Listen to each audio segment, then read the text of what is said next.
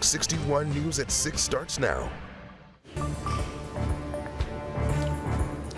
Breaking news now in the case of 11-year-old Jacqueline Mimi Torres Garcia. The probate court has given attorneys for Mimi's estate the green light just moments ago to file a wrongful death lawsuit against the state of Connecticut and the Department of Children and Families. The legal team's asking for a total of $100 million. They want $75 million in the wrongful death of Mimi and $25 million from DCF for alleged negligence against her sister Nina, who was also in the care of Mimi's mother, Carla Garcia. Now, court documents say their father, Victor Torres, is filing on behalf of his daughter. Victor Torres did not have custody of Mimi at the time of death.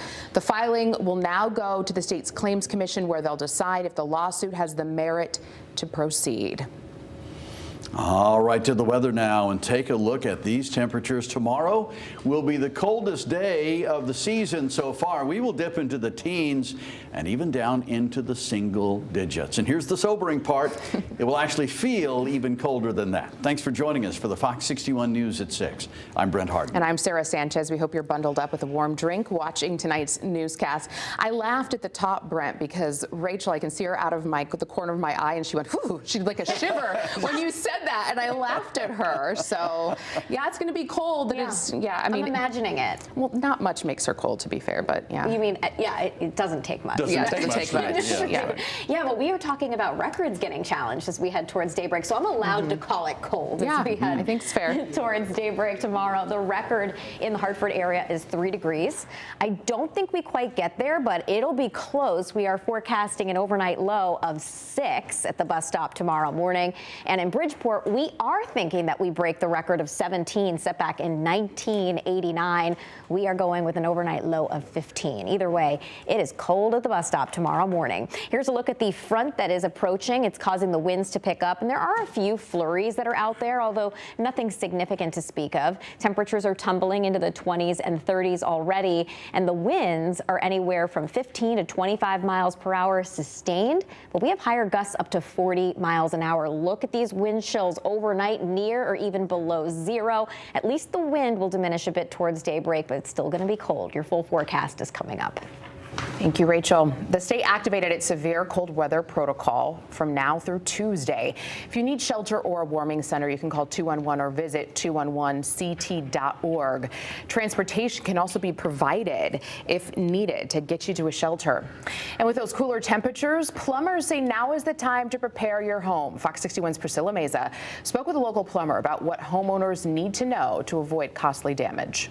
Plumbers I spoke with tell me the biggest issue they see is people waiting until it's too late. I spoke with an expert who told me what you need to know, including which pipes are most at risk and what you can do right now to prevent a freeze-up. They say keeping your home warm is the #1 defense against frozen pipes, recommending the thermostat stay above 60 degrees.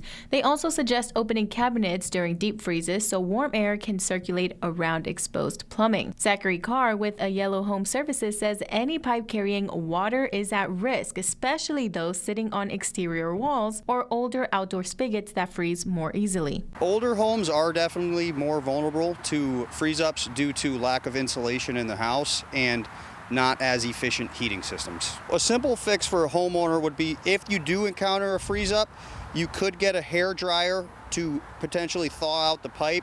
However, in those situations, sometimes that's where we create expansion. So the best thing really to do is to call a professional. Carr says replacing older outdoor spigots with frost-free models and removing garden hoses for winter can also prevent cracks. He adds that a little preparation can save homeowners thousands of dollars later on. In Winterlocks, Priscilla Meza, Fox 61. Thank you, Priscilla. What happened to Suzanne Joven? Why was she killed? And most importantly, who killed her? Those are questions that still don't have answers 27 years after the Yale student was found stabbed to death in New Haven. Her throat was also slit, and she was found in a neighborhood just minutes from Yale's campus. Fox 61's Solene Arif shares her story tonight, a story her loved ones and detectives want people to keep sharing until her case is finally solved. 27 years ago, right here where I'm standing, someone viciously ended Suzanne Joven's life.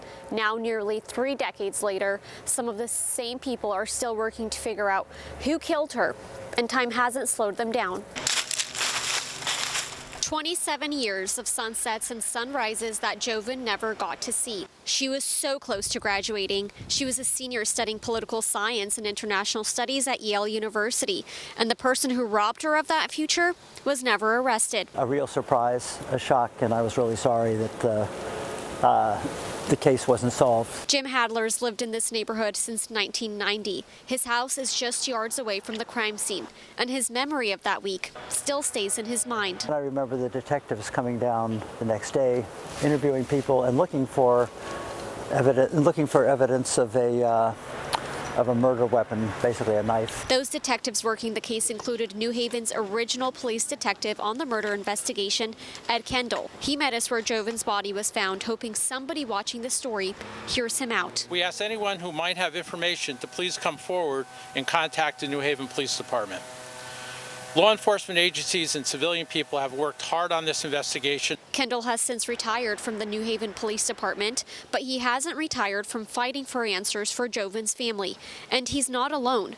Other officers also haven't given up hope that this case can be cracked. We all are in contact. Even though we are retired, most of us, we still talk and try to develop new information for the case. The case is now being handled by the New Haven State's Attorney's Office. While decades have passed since the case opened, they refuse to give up. That year in 1998, there were 15 murders in New Haven.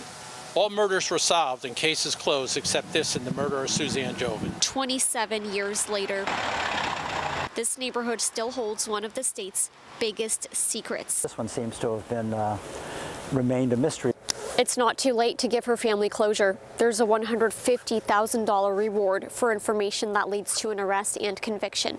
That reward could be yours if you come forward. Reporting in New Haven, Celine Air, Fox 61. The search is over in East Windsor. Police say the man they've been looking for is back home and safe tonight. Detectives began searching for 20-year-old Julia Staukinis Tuesday morning after they found his burnt car near Scantic River State Park. Officials haven't said why his car was burned or what caused him to go missing, but police thanked everyone who helped. State officials say the inmate who is accused of attacking a corrections officer earlier this week died this morning. The Corrections Department says it's investigating the death as an apparent suicide. Officers found 27-year-old Jayshawn Bellamy unresponsive in his cell, and he was pronounced dead at the hospital at 3:48 a.m. The chief medical examiner will perform an autopsy. Bellamy was halfway through his 20-year sentence in a sexual assault case. He was originally at the Osborne Correctional Institution in Summers, but was moved to another prison after the attack on Monday. Officials tell us Bellamy was the only person in his cell. State police are investigating the death and the assault. Waterbury police say a Meriden woman shot a man last Saturday. 39-year-old Jessica Towles has now been charged. Now, police say that she shot the man in his arm and abdomen early in the morning on Grand Street. Doctors say he'll recover. It was determined this was an isolated incident between two small groups. We're still working to learn more about what led up to that shooting. And Boston police arrested a Norwalk man today for his role in a massive street takeover last October. 19-year-old David Moran Chavez is charged with burning a car, illegally having fireworks, and disturbing the peace. Officials tell us there were more than 100 people who threw fireworks, cones, poles, and other objects at Boston police cruisers. One cruiser caught fire and was destroyed, but thankfully no officers were hurt. Police say Moran Chavez will appear in Connecticut court as a fugitive from justice. Two other men from Rhode Island were also charged in the same incident. Suffield police say a part of Route 159 is closed because of a serious crash from this afternoon. Now, we're told a sedan was driving south when it crossed over into the northbound lane and crashed head-on into a Sprinter-style van. The sedan driver was taken to the hospital for serious injuries. The driver of the van and a passenger are expected to be okay. Investigators are still on scene, and they're asking drivers to avoid the area. We'll let you know when that road reopens. And take a look at these surveillance pictures we got from Waterford police. They say these three men stole more than $6,000 worth of items from Prowess Gaming on Tuesday. Officials tell us they took Magic, The Gathering, and Pokemon cards and then took off in a white Dodge Ram U-Haul van. Investigators don't know the license plate number. If you recognize the men, contact Waterford police.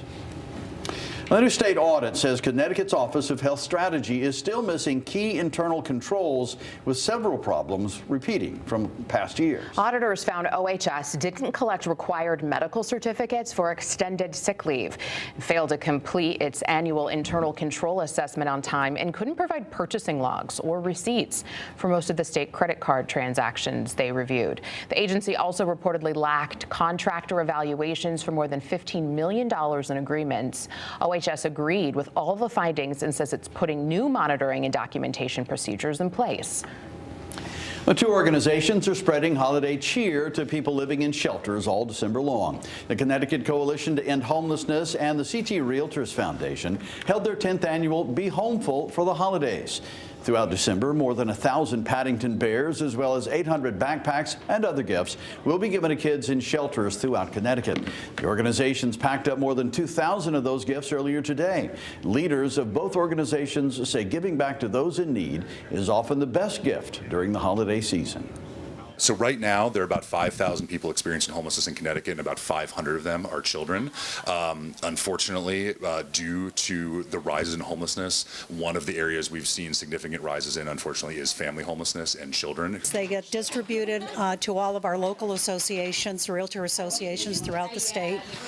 Daily Movers partners with us and provides their time and their trucks for free. So they deliver all of the gifts, and then the gifts are brought by the association realtor members. Now, the gift packing event is also a fundraiser with a $30,000 goal, the proceeds going toward efforts to end homelessness. For more info, you can visit BeHomeful.org.